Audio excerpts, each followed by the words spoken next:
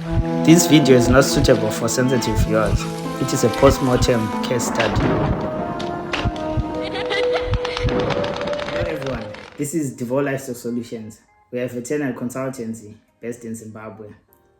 In this case, we're going to review a post-mortem case. It's a tragic incident involving the sudden death of two animals, a Boer goat and a shepherd dog. Both were found dead in the morning without any history of illness or exposure to anything which might cause them harm. Chakaitika apa ndechekudai so. Mbudzi nembwa zvairara mupen 1. Saka zvese zvakamuka zvakadi zvakafa. Tobva tikabva tadanwa the farm owner kuti tiende tinoita investigation. On getting to the farm, the first shocking thing or the first discovery was the smell yatakanzwa. The smell there was the smell of rotten fruits, and it was surprising because these animals actually, both of them had died early hours of the morning, so we didn't expect any post-mortem changes.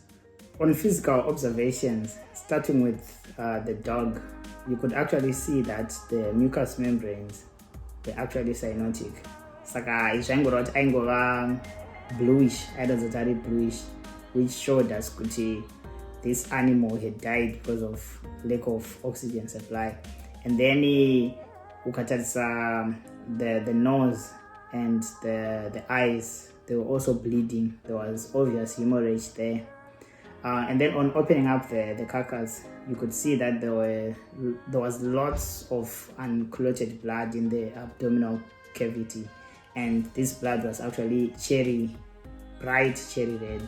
Saka ropa iranga singakloti. As you all know, kana ropa rika open for some time, it should clot. But then this blood, it was very bright, and then iranga singakloti. And then other findings which we saw, which were remarkable, there was obvious splenomegaly and hepatomegaly. There was also lung congestion, and we could also see a lot of petechial hemorrhages on most of the major organs and the serosa. The other interesting thing which we observed in the dog, we actually found traces of sadza, of which history from the farm workers deputy, these dogs were only fed dog meal. I think that was the only feed which they ate. So sadza, it was actually something new. In the goat, the findings were almost similar to what we saw in the dog.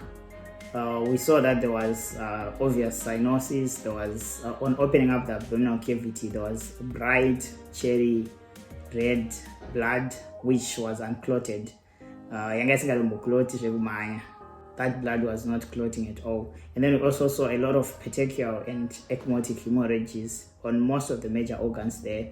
There was also splenomegaly and hepatomegaly. Now, because this is a ruminant animal, there was blood distension actually of the rumen and also the intestines. But obviously it's a normal postmortem change. We then decided to take samples for laboratory analysis so that we can reach a definitive diagnosis. We took ruminal samples from the gut, and we also took stomach contents from the dog. So at the lab, we conducted what is called a sodium pictrate paper test. We wanted to actually see if our tentative diagnosis was correct. We got a positive sign. On the sodium pictrate test, it changed color from yellow to brick red color, which was a positive sign for hydrogen cyanide. So this was indeed a case of malicious intent.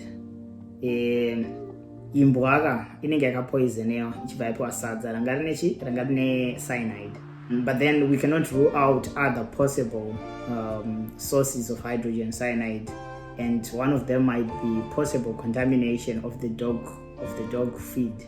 As you saw, this dog had just been introduced to a new diet. We should make sure that our dogs are trained so that they don't just eat anything from strangers. The same way I'm not imbwa dzenyu hadzifaniri kungodya zvese zvese zvabva kuna just anyone. Ikakandirwa chikafu nemunhu haifaniri kuchidya. The other thing that we also learn from this case is the importance which postmortems have.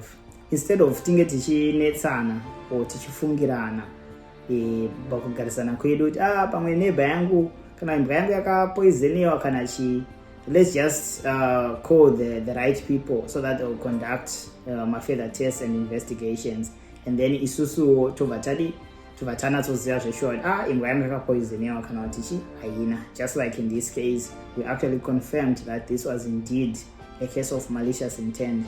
Most likely someone poisoned the dog. So always seek veterinary advice or veterinary investigations. Thank you so much for your time.